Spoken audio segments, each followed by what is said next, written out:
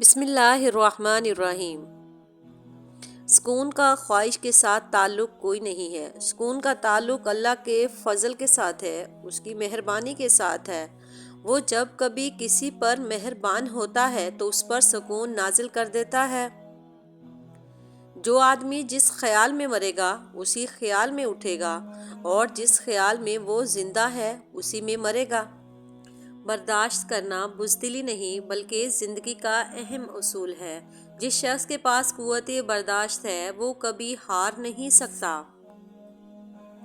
اگر آپ غم کو اللہ کا حکم سمجھ کر خاموش ہو گئے تو پھر آپ کی زندگی محفوظ ہو گئی۔ تم خوش ہو یا تکلیف میں ہو، سب سے پہلے اپنی بات اللہ کو بتایا کرو۔ لوگوں کی ضروریات کو اگر الفاظ بننے سے پہلے آپ مدد کرتے تو آپ کو اللہ والا بنا دیا جائے گا۔ اگر اللہ معاف کر دے تو گناہ کیا ہے؟ اگر اللہ نامنظور کرے تو نیکی کیا ہے؟ جتنا ہو سکے وہ کرتے جاؤ، جو نہ ہو سکے اس کی معافی مانگ لو، اللہ قبول کر لے گا۔ وہ جو دیہات سے خط لکھا کرتے تھے کہ اس تھوڑے لکھے کو بہت سمجھنا کافی سمجھنا، آپ کہو یا اللہ میں نے تھوڑا لکھا ہے، اس کو بہت سمجھنا، بس تو ہی مہربانی کر۔ کبھی کبھی تکلیف بتانے میں زیادہ تکلیف ہوتی ہے۔ قبر اس وقفے کا نام ہے جو مرنے اور اٹھانے کے درمیان ہے۔ یہ وقفہ ہے، مقام نہیں۔ جس کا خدا پر یقین نہ ہو اس کا دعا پر کیوں یقین ہوگا؟ دعا دراصل ندا ہے، فریاد ہے، مالک کے سامنے التجا ہے، اپنی فانی اور محدود زندگی کی کسی الجھن سے نکلنے کے لیے۔ اپنے غم کو غصہ نہ بناؤ، کیونکہ غم کو غصہ وہ بناتا ہے جو کسی تقدیر کو نہیں مانتا اور جو کسی خدا کو نہیں مانتا۔ خوش قسمت انسان وہ ہے جو اپنے حاصل کیے ہوئے انعامات کو اللہ کا احسان کہے اور اللہ کی دی ہوئی محرومیوں کو اپنی خامی کہے۔ ہم نے کامیابی کا معیار ہی غلط بنا رکھا ہے۔ ہم طاقت، شہرت، دولت، مرتبے کو کامیابی کہتے ہیں۔ کامیابی یہ تو نہیں ہے۔ کیا ہم نے آخرت پر ایمان چھوڑ دیا؟ ممکن ہے ایسے ہی ہو۔ کامیابی مغرب کی تقلید میں نہیں، کامیابی تو اللہ کے حبیب صلی اللہ علیہ وسلم کے تقرب میں ہے۔ جس خطرے کا وقت سے پہلے احساس ہو جائے سمجھو کہ وہ ٹل سکتا ہے، اس کے روکنے کے لیے دعا کا ہتھیار ہے۔ اللہ تعالی ہمیں ان خطرات سے بچائے جن کے قریب آنے کا ہمیں احساس تک نہ ہو۔ آپ لوگوں کو صداقت اور نیکی کا سفر کرنے کی جو خواہش ہے، یہ سمجھو کہ اس طرف سے منظوری کا اعلان ہے۔ جس کو منظور نہیں کیا جاتا اس کو یہ شوق ہی نہیں ملتا۔ غم کو بھی اسی طرح قبول کرو جس طرح خوشیاں قبول کرتے ہو۔ غم اور خوشی ایک ہی مصنف کی لکھی ہوئی چیزیں ہیں۔ خوشی بھی قبول ہے، غم بھی قبول ہے۔ خالق کے خیال کو چھوڑ کر مخلوق کے خیال میں گم ہونے والا انسان دین و دنیا کے خسارے میں رہتا ہے۔ نبی کریم صلی اللہ علیہ وسلم اکثر دعا فرمایا کرتے تھے کہ اے اللہ مجھے مسکین زندہ رکھ، مسکین اٹھا، مسکینوں کے ساتھ میرا حشر ہو۔ حضرت عائشہ رضی اللہ تعالیٰ عنہا نے دریافت کیا یہ کیوں؟ تو آپ صلی اللہ علیہ وسلم نے فرمایا اس لیے کہ مسکین دولت مندوں سے پہلے جنت میں جائیں گے۔ یادداشت میں محفوظ رہنے والا علم عارضی ہے، یادداشت خود دیرپا نہیں۔ سب سے اچھا علم وہ ہے جو دل میں اتر کر عمل میں ظاہر ہوتا ہے۔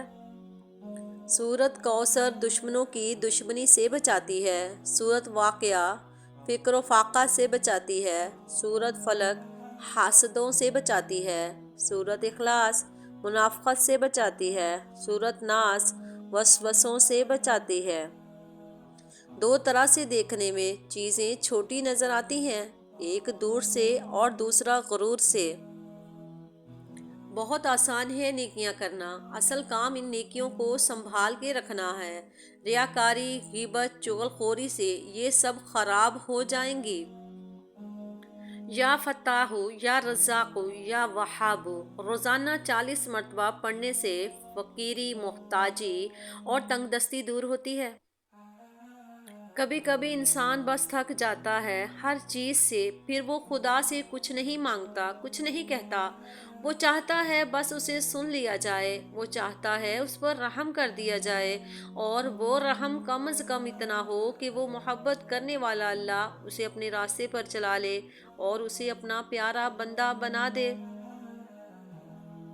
ایک آدمی نے نبی کریم صلی اللہ علیہ وسلم کی خدمت میں عرض کیا کہ مجھے کوئی ایسی نیکی عمل بتا دیں جو مجھے جنت میں داخل کر دے، تو نبی کریم صلی اللہ علیہ وسلم نے فرمایا کہ بس تو غصے پر قابو پا لے، تیرے لیے جنت ہے۔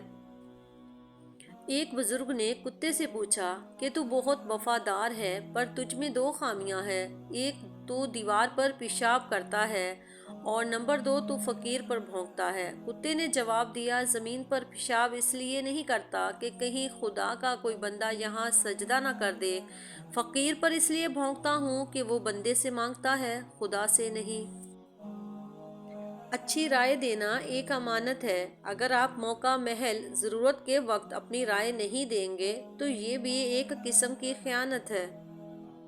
ہم اتنا زور اپنے آپ کو درست کرنے میں نہیں لگاتے جتنا زور دوسروں کو اپنے سے زیادہ غلط ثابت کرنے میں لگاتے ہیں۔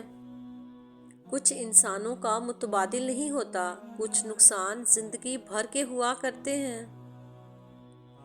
بچے آپ سے وہی سیکھ رہے ہیں جو وہ دیکھ رہے ہیں، کل اچھا ہو یا برا ہو، آپ دونوں اس کے ذمہ دار ہیں۔ جو زبان سے نہیں کہتے ان کی دل سے آہ نکلتی ہے، اور آہیں نسلوں کو تباہ کر دیتی ہیں۔ بھلائی کے لیے کیے گئے فیصلے بھی کبھی کبھی اندر تک زخمی کر دیتے ہیں، پھر زبان خاموش اور آنکھیں خشک ہو جاتی ہیں، آنسو دل پہ گرتے ہیں اور مسکراہٹ ہونٹوں سے جدا نہیں ہوتی۔ مکافاتی عمل دستک نہیں دیتی، آج جو تم کرو گے کل وہی تمہارے ساتھ ہوگا۔ اسی لیے لوگوں کی زندگی جہنم بنا کر سجدوں میں جنت مانگنا چھوڑ دو۔ لوگ زندگی بھر مدرسوں کا اور بچوں کا مذاق اڑاتے ہیں، پھر ان کے جنازوں پر وہی بچے آ کر قرآن مجید پڑھتے ہیں، کیونکہ ان کی اولادیں اس قابل نہیں ہوتی۔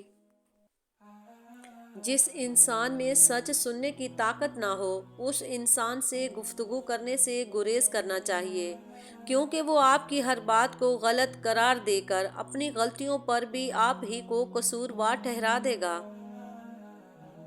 گھر آئے مہمان کو کھانے پینے کے لیے پوچھنا آدھا انکار ہے، بغیر پوچھے جو کچھ بھی دستیاب ہو سامنے رکھو۔ عزتیں، غیرتیں اور پگڑیاں بیٹی کی جھولی میں اور جائیدادیں بیٹے کی جھولی میں۔ جس گھر کے بڑے اپنا درست کردار ادا نہ کریں وہ گھر بکھر جایا کرتے ہیں۔ بڑے ہی جب گھریلو قسم کی سیاست میں پڑ جائیں تو بچوں کے ذہن بھی تخریبی ہو جاتے ہیں۔ ایک گھر میں پیدا ہونے والے اور ایک دسترخوان پر پلنے والے ایک جیسا ذائقہ، ایک جیسی فطرت نہیں رکھتے۔ جڑے رہیں تو ہی لگتا ہے کہ گھر خوشی کا نشان، بکھر گئے تو یہ پتھر کے سوا کچھ بھی نہیں۔ شخصیت میں عاجزی نہ ہو تو معلومات میں اضافہ علم کو نہیں بلکہ تکبر کو جنم دیتا ہے، اور تکبر انسان کو اکیلا اور بالکل تنہا کر دیتا ہے۔ اور ہر نیکی کے لیے تکلیف اٹھا لیا کرو، کیونکہ ہر تکلیف ختم ہو جائے گی لیکن نیکی ختم نہیں ہوگی۔ جب اللہ تمہیں انتظار کے ذریعے آزماتا ہے تو شیطان دعا پوری نہ ہونے کے وسوسے تمہارے دل میں ڈالتا ہے۔ رشتے کا تقاضا اس بات میں نہیں کہ کوئی آپ کو مکمل کر دے، لیکن کوئی تو ایسا ہونا چاہیے جس کے ساتھ آپ اپنے ادھورے پن کو بانٹ سکیں۔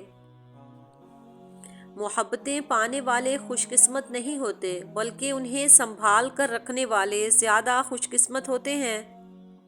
قرآن کی آواز، مجھے چھوڑ کر کون سی جیت کے منتظر ہو؟ قیامت کے دن تمہاری ہر جیت کا فیصلہ مجھ سے ہی ہونا ہے۔ پوچھا گیا، جنت کے بارے میں کچھ ایسا بتائیں کہ شوق پیدا ہو۔ فرمایا گیا، وہاں محمد صلی اللہ علیہ وسلم ہوں گے۔ دوسروں کی مدد کرنے کے لیے ضروری نہیں کہ آپ بہت طاقتور اور امیر ہوں، صرف رحم دل ہونا ہی کافی ہے۔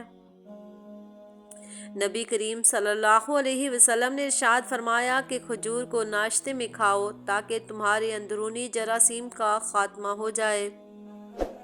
آسانیاں تقسیم کریں ورنہ مشکلیں جمع ہو جائیں گی۔